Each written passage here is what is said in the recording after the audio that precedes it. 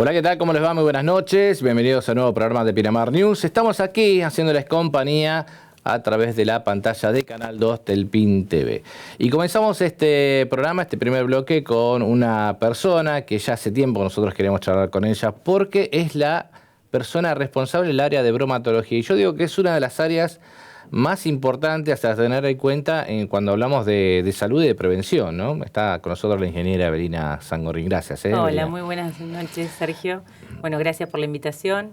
Y sí, obviamente que la prevención es uno de los pilares fundamentales que tenemos en el área de bromatología y en todas las áreas que tienen que ver con la prevención de enfermedades hacia el hombre. A mí me toca justamente el área de bromatología y zoonosis, en lo cual tenemos enfermedades algunas distintas, pero otras que que de alguna manera buscan, tienen los mismos vínculos de transmisión o los mismos agentes de transmisión o que están muy vinculados entre los animales, los alimentos y el hombre, y que la prevención por ahí es una de las cuestiones que no es tan palpable, pero que es fundamental y que a largo plazo es donde nos lleva a obtener realmente resultados favorables cuando realmente la persona logra tener conocimiento acerca de cuáles son los peligros que están presentes en los alimentos o en sus animales de compañía y cómo los mecanismos de prevención para enfermarse, ¿no es cierto?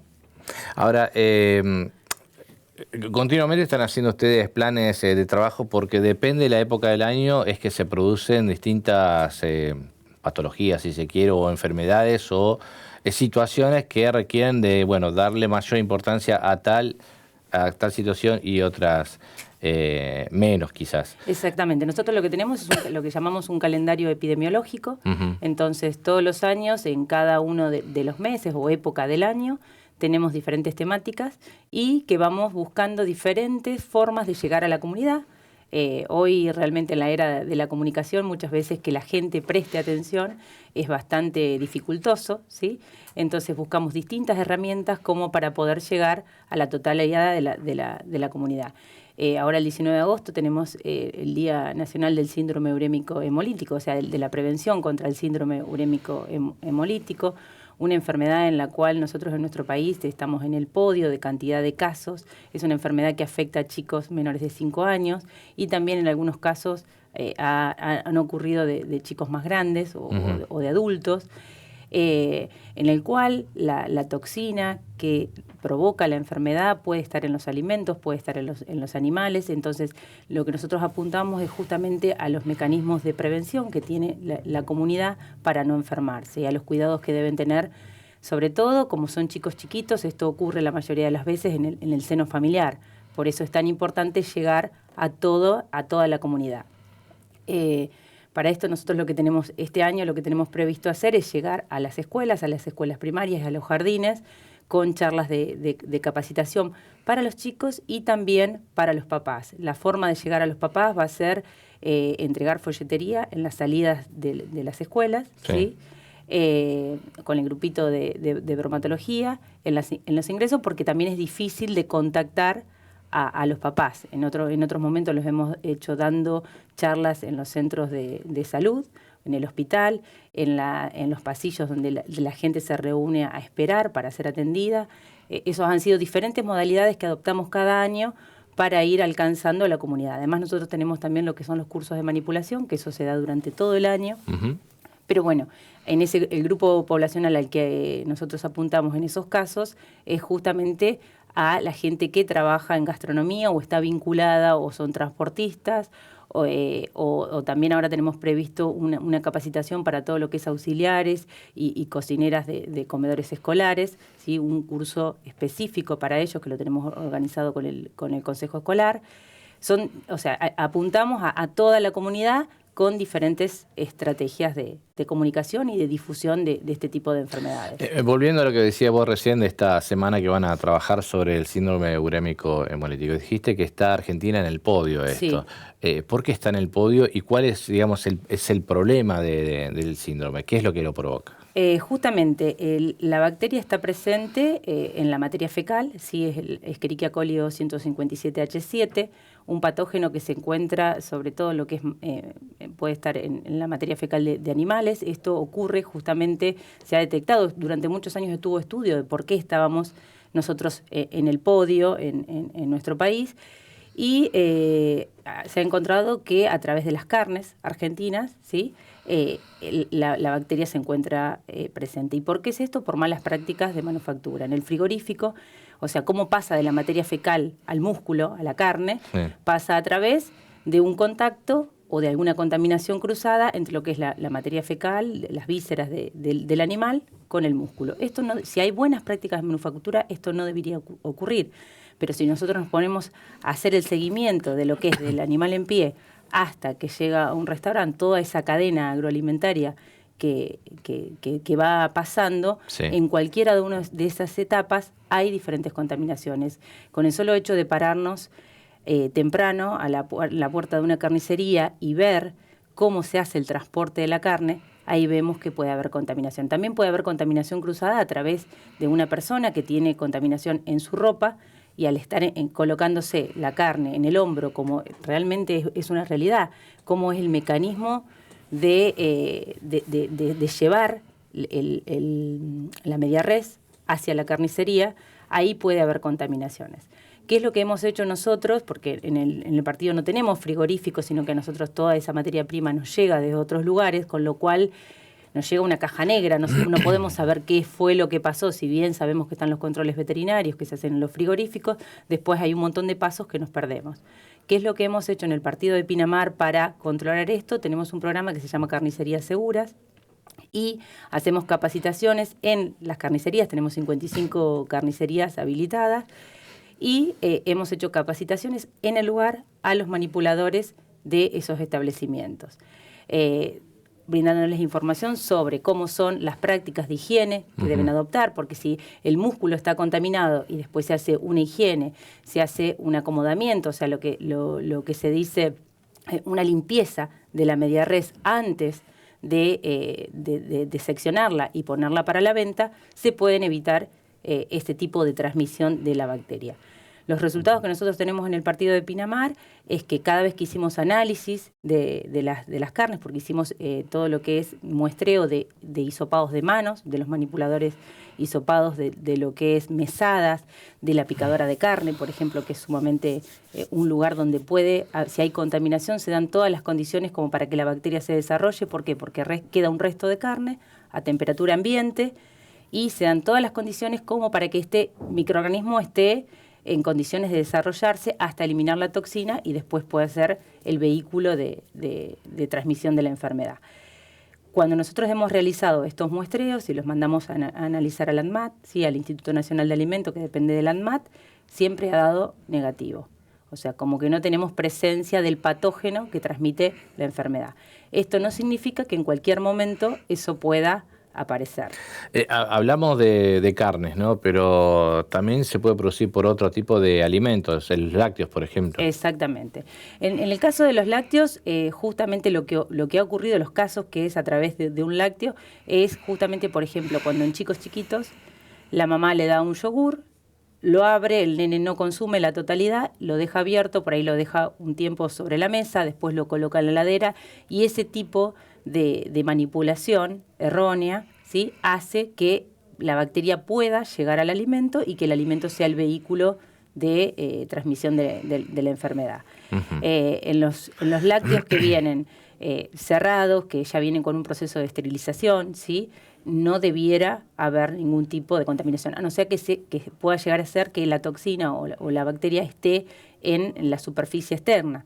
Entonces, nosotros lo que aconsejamos en todo lo que es envases, que también puede ser que una persona lo toque, diferentes malas prácticas, nosotros lo que aconsejamos a las mamás es la limpieza del envase antes de la ingesta del alimento, que por ahí son prácticas que si realmente nosotros no llegamos a los consumidores explicándoles de por qué se solicita todas estas medidas de higiene, sí, es la manera de realmente empoderar a las personas de estos conocimientos para que lo hagan como hábito en sus hogares.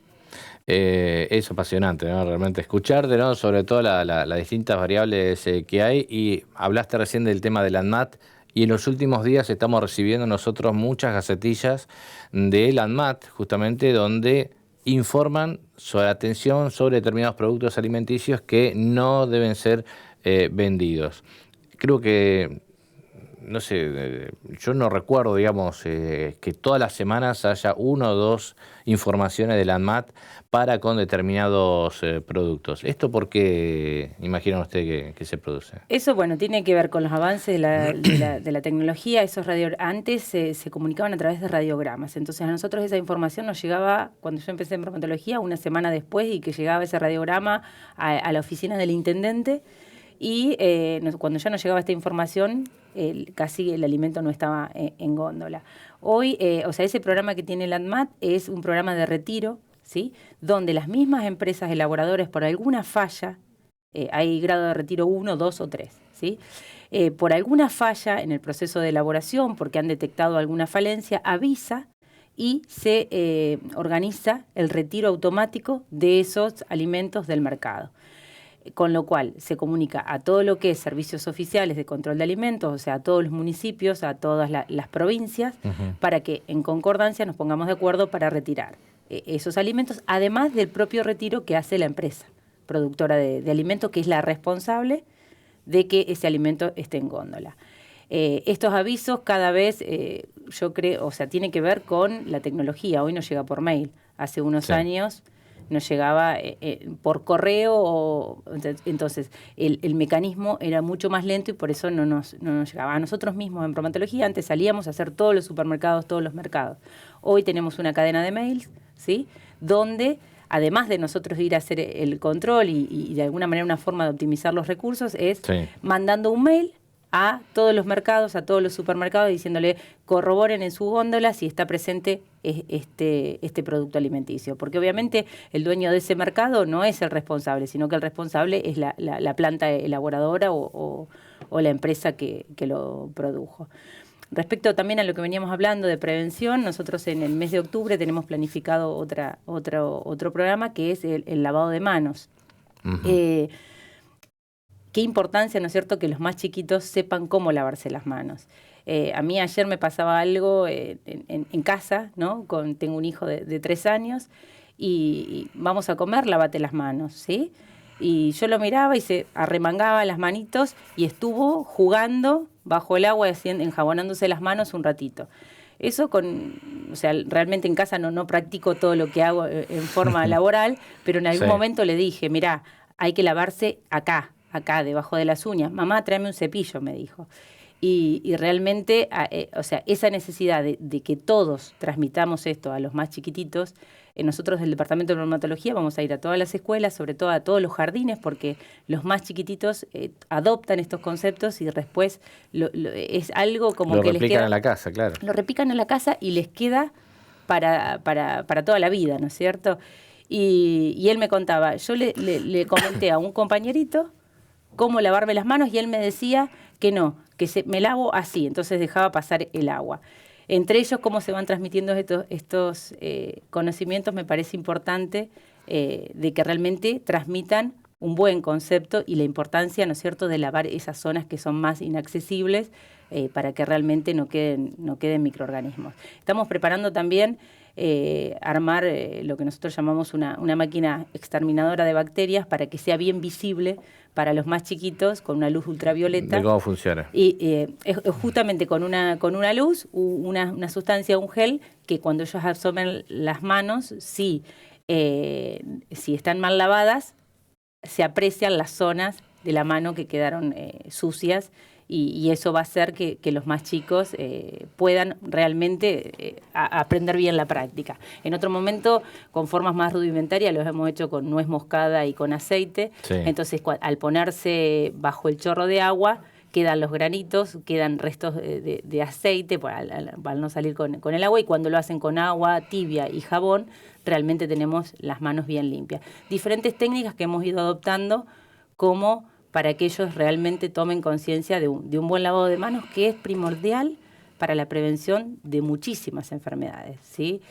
Todas las que se transmiten por alimentos y también desde una gripe, se transmite a través del lavado de manos. Y nosotros como adultos muchas veces hoy al mediodía para cortar, para ir a almorzar, nos sentamos a comer y no nos lavamos las manos. Pequeños detalles, ¿no? Exactamente. Bueno, por lo pronto, entonces, viene la semana esta, entonces, a partir del día domingo, lunes sería, o martes, ¿no? Porque estamos en feriado, ¿no? Para trabajar con las escuelas, ¿no? Exactamente. Después tenemos el mes de octubre con el Día Mundial del Lavado de Manos. También tenemos, hemos insertado otra temática que es las enfermedades crónicas no transmisibles. Un grupo de enfermedades que realmente eso apunta a la prevención, que es todo lo que es enfermedades cardiovasculares, hipertensión, diabetes. Sí. Bueno, este año hemos empezado a trabajar con un programa que se llaman Panaderías Saludables, con lo que es el control de todo lo que es ingredientes que puedan transmitir grasas trans y sobre todo el control de la cantidad de sal que se coloca para hacer los productos panificados. Realmente el pan, por ser un alimento de consumo masivo, incorpora hasta 4 o 5 gramos de sal diario. Por una persona que consume 200 gramos de pan al día, está incorporando a través de esos 200 gramos 4 o 5 gramos de sal, ¿sí? O sea que estaría consumiendo la totalidad de sal que la Organización Mundial de la Salud permite. Los argentinos comemos entre 10 y 11 gramos de sal diarios y es un consumo excesivo. Entonces la forma o las estrategias para ir reduciendo, primero estuvo con el tema de que el salero no estuviera en la mesa, sí, y hoy estamos apuntándolo a aquellos alimentos de consumo masivo para ir reduciéndolo. Con esto estamos haciendo un trabajo con las panaderías que además de ir controlando todo lo que es buenas prácticas de manufactura, como son los procesos de elaboración, las prácticas de higiene, también cómo controlar los ingredientes que utilizan. La idea es trabajar con un grupo de panaderías e ir señalizándolas. Muchas panaderías ya han llegado los estándares. Esto es un programa que estamos trabajando desde noviembre del año pasado. Primero lo que hicimos fue todo un diagnóstico de las panaderías, a ver cómo estaban. Había panaderías que estaban muy cercanas al consumo de sal necesario o a lo que nosotros apuntábamos, y hay otras que estaban sobrepasadas. Entonces lo que se está haciendo es justamente trabajar con ellos para que lo vayan reduciendo y que vayan cambiando sus procesos de elaboración, porque también esto le modifica alguna de las prácticas de elaboración. Buenísimo. Un montón de datos, información que nos dejas entonces en nuestro programa. Evelina, gracias por estar con nosotros, acompañarnos un ratito aquí con nosotros. Muchísimas gracias a ustedes por esta difusión. Seguimos con más Pinamar News después de esta pausa.